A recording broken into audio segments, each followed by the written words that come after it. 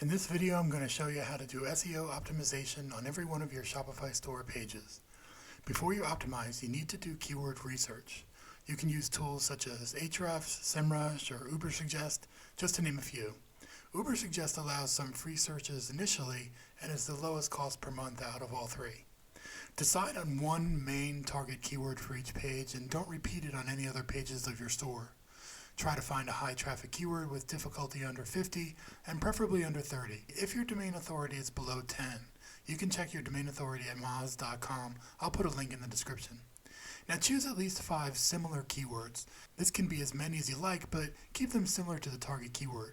Now let's start optimizing. Step 1. Put your main target keyword in the page URL. This applies to every page except for the home page. In your Shopify admin, on collection, product, blog, or content pages, go to the bottom and under Search Engine Listing, click Edit. Scroll down and put your main keyword here in the URL handle. Remember to put dashes between multiple words. Step 2. Put your main target keyword in the meta title. Where it says Page Title, under Search Engine Listing, this is your meta title, which appears in the search results. Put your main keyword here, and I usually put a pipe and then the brand name, but you can have whatever you like. Try to keep this under 60 characters or it may get cut off. Step 3. Enter your meta description. It's not necessary to put your main keyword in here, but you can. I suggest using this as an area to entice users to click. It can be a call to action or a feature or a benefit. It's something that shows in the search results in Google. Keep it under 160 characters or it may be cut off. Oh, and don't sweat it if Google puts their own description in search results. They do that sometimes. Step 4. Put your main keyword in the page title. Scroll back up to the top of the page and enter your page title. Keep your main keyword near the front of this title. Step 5. Include your main keyword in the H1 tag. The H1 tag is like a headline on the top of your page. Shopify makes your page title an H1 tag. For your home page, in most themes, you usually need to create the H1 tag. You do that by clicking Online Store in the admin and Customize. Usually you add a header block, but it's not an H1 tag in every theme.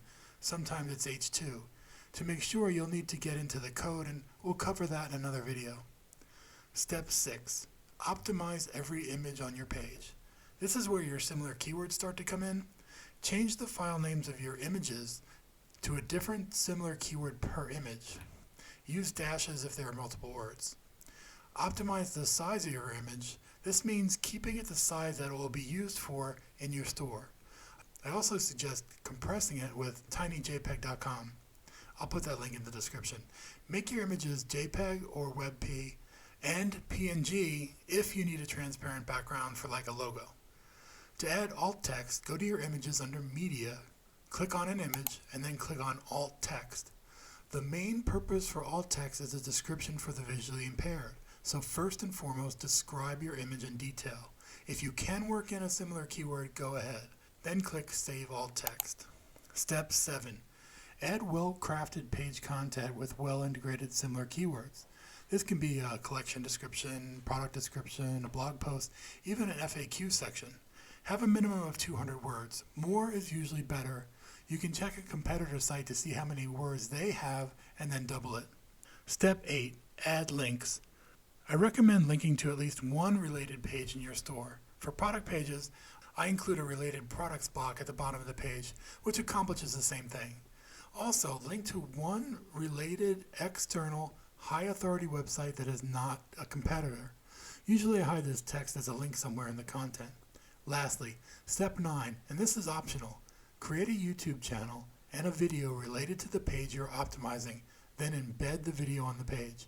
I say this is optional because you may not want a YouTube video on your page, but Google really likes it and tends to reward for it. Congratulations, you have just learned how to SEO optimize your Shopify pages. Be sure to grab the SEO optimization checklist from the description below, and I'll see you in the next video.